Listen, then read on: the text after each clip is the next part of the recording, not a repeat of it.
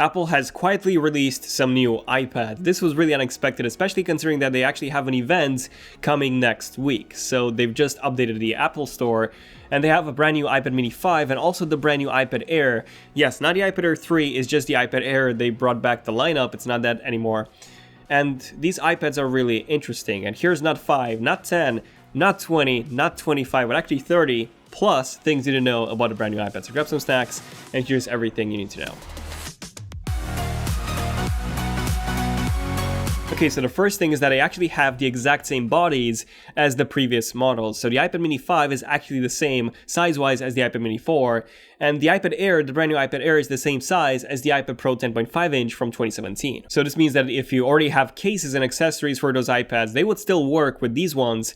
The only exception is the relocated microphone on the iPad mini 5. This one is now in the middle compared to the previous one on the mini 4, which was next to the camera module. So yeah, some cases might be affected because of this, but overall, in terms of the actual dimensions, all of them would work. And something new on both of these is that they both support eSIMs. Now, if you don't know what this is, you can basically, if you buy the cellular model of the iPads, you can just go into the settings menu, and then you can literally choose a carrier directly from the settings menu. No need to put in a SIM or anything like that, which is amazing for when you're traveling. You just go to a different country, you just go to the settings, you select a carrier, so you don't have to go to a random store and find a SIM for that specific country. So that's awesome, and both of them, the iPad mini 5 and the iPad Air, they support that. Speaking of support, we now have a new case, well, kinda. So the old leather case, the leather smart cover, is now back. They removed it previously, but yeah, you can just buy it from the Apple Store as opposed to just the silicone ones. Now, something that I was not expecting to see on both of these iPads, and I'm really surprised and impressed that Apple added this, is a DCI-P3 support, DCI-P3 panel,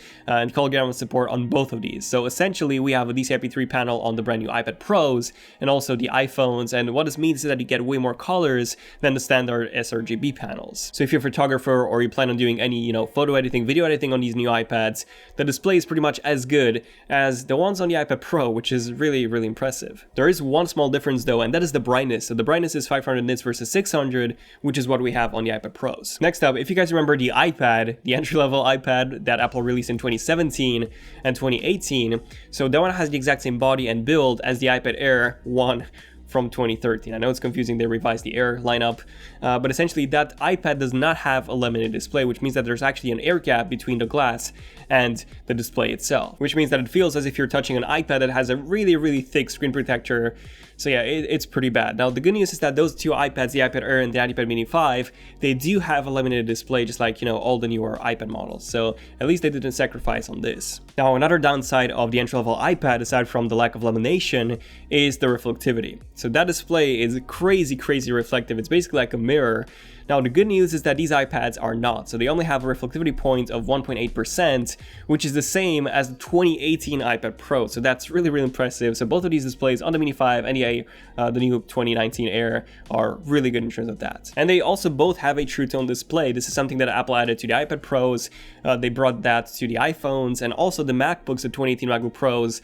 And essentially what this does is that it changes the color temperature of the display based on the light around it. So, if you're outdoors and it's really sunny, the display is going to go really warm. If you're indoors and you have some cool white light, then the display is going to match that. Essentially, it's really easy on the eyes. However, if you plan on doing any photo editing or video editing, you will have to disable that every single time. I mean, realistically, the only thing that these new iPads are lacking in terms of the display, aside from the brightness that I already mentioned from the iPad Pro, is the Pro Motion display. So on the iPad Pros, ever since the 10.5 inch from 2017, we have a 120 Hz refresh rate, which means that everything is crazy, crazy fluid. The iPhones don't have this, the MacBooks don't have this. Honestly, it's an incredible experience, and this is the biggest downside of these iPads. So if you plan on using this with the Apple Pencil as your job, for example, if you're a graphic designer, then honestly think of getting an iPad Pro rather than these iPads just because of that Pro Motion display. Then at number 10, both these new iPads, the iPad mini 5 and the Air 3, the space gray is significantly darker than the previous one. So even on the 10.5 inch iPad Pro, it was kind of the silver, and now they seem to be about the same as the iPad Pro 2018, so significantly darker, and I think it looks so much better than, the previous shade of space gray. I swear, Apple has like 1,000 shades of space gray. Now, considering the prices of these new iPads, the fact that they cost pretty much half of what an iPad Pro 2018 costs, you would expect the performance to be quite bad. And literally, I was expecting the iPad mini at least to come with an Apple A10 processor, maybe the A11, but actually they both come with the Apple A12 chip, which is really unexpected, at least for me. This is the same processor that's inside the latest model of the iPhone XS and the iPhone XS Max, and also the iPhone XR, and they both come with 3 GB of RAM. So they're not as powerful as the iPad Pro 2018, which comes with the Apple A12X, which has a better GPU, but aside from that, they're significantly better than what we had before, the Apple A10 inside the entry-level iPad, or the Apple A8 inside the iPad mini 4. I mean, performance-wise, even the iPad mini 5 is significantly better than most PC laptops out there, which is insane on such a small and thin device. And also something that I was not expecting to see is the smart connector. Yes, we don't have this on the iPad mini 5, but we do have it on the iPad Air. And essentially what this does is that you can actually connect the Apple Smart Keyboard that Apple used to sell with the 10.5-inch iPad Pro. You can buy that one, or, it's been rebranded into the iPad Air keyboard. And yeah, it connects with the smart connector to the iPad, so you don't need to charge it, you don't need to pair it via Bluetooth. That's pretty much it. It doesn't work on the Mini. On the Mini, you can still use an external keyboard, but it has to be a Bluetooth one, which again, you can still use on any other iPads. But yeah, that's, quite cool to have that thing, the smart connector on the iPad Air. But something that I was really hoping that Apple would finally improve and upgrade is the connector. Not a smart connector this time, but literally the charging connector. It's still Lightning. So Apple finally switched to USB-C on the 2018 iPad Pros, but not these new iPads. So they're kind of like going backwards on this. They basically recycled the same design from the iPad Air, from the iPad Mini 4 and the iPad Pro 2017, and they haven't really made that much changes. Of course, that means that all of your previous accessories would still work, Lightning accessories, but yeah, I was hoping to see USB Type-C. Speaking of things that we didn't see the removal of a headphone jack, which is quite cool for a lot of people, so we still have a headphone jack on both the Mini 5 and the iPad Air 3. But something that did get removed from the body of the 10.5-inch iPad Pro into the Air are the speakers. So we no longer have quad speakers like on the iPad Pro 10.5-inch, we have dual speakers like we had on the iPad Air 2, for example. But something that we do get on both of these models is finally Apple Pencil support. So it's a bit weird how we have Apple Pencil support on the iPad Mini with literally the same display size, since the Mini 1 was released in 2012, so that's 7 years ago. But yeah, if you ever wanted to use the Apple Pencil on an iPad Mini, or even, on the iPad Air, a less expensive iPad than the iPad Pro, you can finally do that. Obviously, the entry-level iPad still supports the Apple Pencil. However, all these 3 models, they only support the first generation of Apple Pencil, not a second one that was launched with the brand new 2018 iPad Pro. And considering that Apple calls both those Apple Pencil models the Apple Pencil, it can be really confusing when you're trying to buy one. So definitely buy this one, not this one, if you have anything other than the 2018 iPad Pro. Now, another downgrade when it comes to these iPads compared to, let's say, the iPad Pro 10.5-inch is when it comes to your video recording. So if you ever cared about, recording 4K video or taking amazing photography, well, they still have cameras, but they're not as good as something like on the iPad Pro. So for example, video recording is stuck to 1080p on the iPad Air and the Mini 5, 1080p 30 actually, and on the iPad Pro 2018 you can do 4K 60, and on the iPad Pro 2017 you can do 4K 30. So even though the processor itself, the Apple A12, easily supports 4K 60, the camera sensor is literally the same one, or really similar at least, to the one inside the iPhone 5S. So you can only do 1080p 30, we have an f2.4 aperture versus f2.2 on the iPhone 5S, so it's even worse in terms of that than the iPhone 5S was. We have 1.12 micron size pixels on the sensor versus 1.5 on the 5S.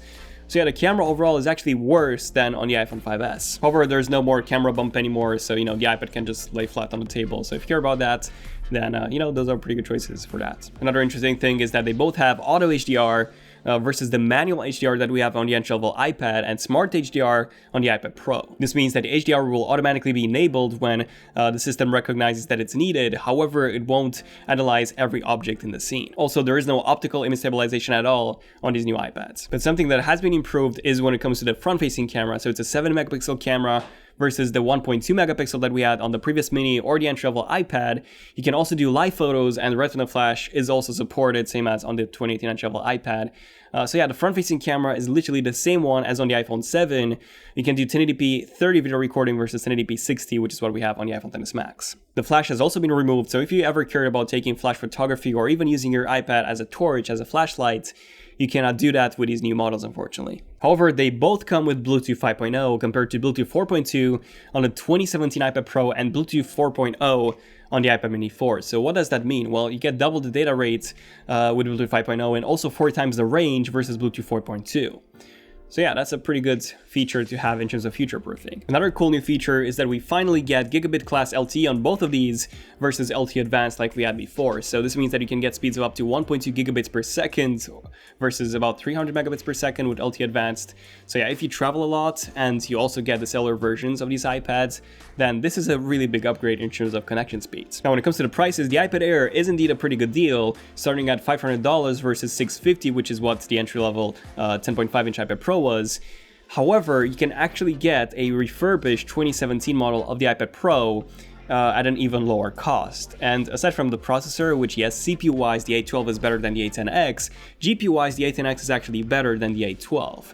And, you know, other than that, you get quad speakers on the iPad Pro 10.5-inch. You also get a slightly better display that's brighter. You get that ProMotion, which I would say that's the main feature that's lacking from the iPad Air. So yeah, if you're thinking of getting an iPad Air and you really want that form factor and that display size, honestly have a look into getting a refurbished or, you know, even a second-hand used iPad Pro 2017 or even a brand new one, because it could be cheaper or at least as much as the iPad Air. Now when it comes to the storage, you get up to 1 terabyte of storage on the iPad Pro, up to 256 actually on the Mini 5 and the iPad Air, and only up to 128 gigabytes on the 2018 entry-level iPad. So, you know, if you care about doing actual work and video editing and photo editing, lots of photos, raw photos on your iPad, and the iPad Pro is still a better choice because of that. Speaking of storage limits, we also have some panorama limits. So you can take panoramas up to 63 megapixels on the iPad Pro versus 43 megapixels on the iPad Mini 5 and the iPad Air 3. So again, photography-wise, the iPad Pro is better. Obviously your iPhone, if you have a XS Max or XS or whatever, those are even better than the iPad Pro 2018 is. And just 2 more bonus ones. If you care about portrait mode with a front-facing camera or even the back one, or add emojis and things like that, you don't have those on the new iPads. The Mini 5 and the Air 3, you only have that on the iPad Pro 2018 and all the new iPhones starting from the iPhone 10. Definitely subscribe and notifications if you're new to the channel and you want to see more iPad related videos and more cool, interesting, in-depth tech videos like this one was. We should be getting ours next week, at the end of next week, hopefully. So expect some actual videos with the actual iPads, my first impressions and all that, starting next week. Follow on Instagram at ZoneOfTech for more content and at Zone of Concepts for more concepts. But yeah, this has been pretty much it for this one. Hope you guys enjoyed it. I'm Daniel, and I'll see you guys in the next one, which should be tomorrow. Zone of Tech, signing out. Cheers.